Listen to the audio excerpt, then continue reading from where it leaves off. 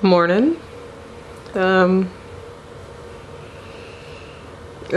did not get a good amount of sleep last night, and it's because I had the weirdest nightmare. Well, okay, I won't say it was weird. It was just, nightmares I don't think are usually normal to begin with. And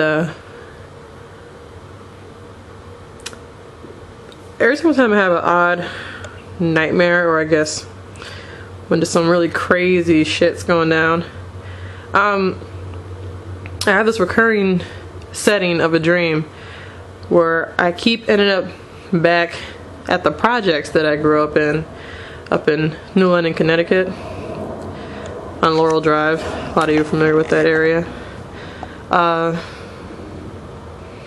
I'm always back in that apartment that I grew up in, and it could be like some really weird stuff going down. It could be like the apocalypse, a zombie horde, just all kinds of just weird stuff. And for some reason the setting always puts me back there, and I never understood how important of like a setting of your dream is. And I actually need to research that because I really want to find out what's going on with that. But it's always, every time something pretty much bad's going on around me, I end up back at that apartment. And I just don't understand why. And then on top of that, I wake up, because I think I'm awake, and I'm like facing in the other direction of my bed, away from the lamp. And then right over here, where my little hallway's at, there was a cloaked figure standing there, and I'm thinking my eyes are playing tricks on me, but no, it was like right perfectly standing corner of my bed, just like that. It wasn't too close to me or anything, it was just standing there. And I'm thinking I'm in like I'm in wake mode now, because I'm sitting here, like when you wake up from a crazy dream and you start doing like it's like you wake up, see something else, and you're like, oh shit, am I still dreaming? You keep like rubbing your eyes and shaking your head.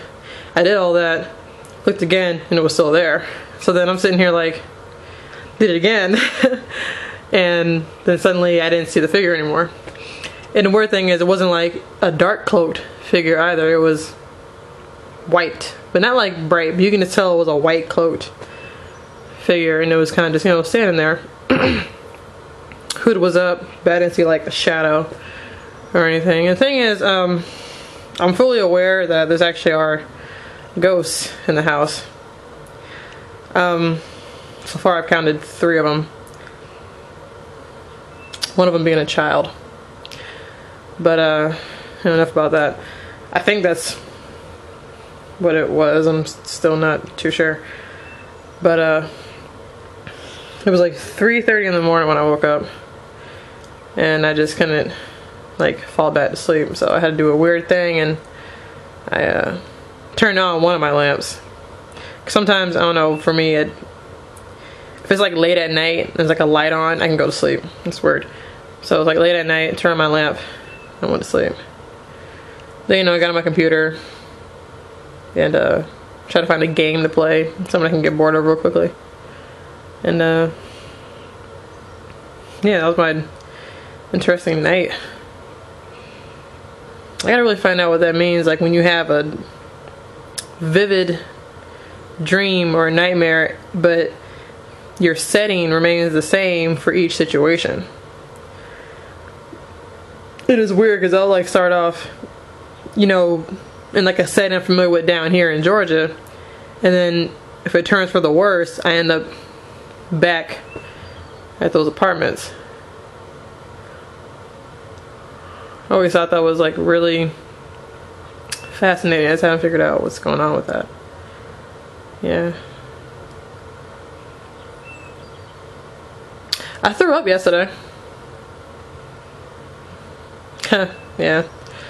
It was like not chunky, it was like bile. I'm such a punk. I have like a fear of vomiting. I don't like vomiting. Which is why I was able to wait until I got pregnant, but whatever. shit happens.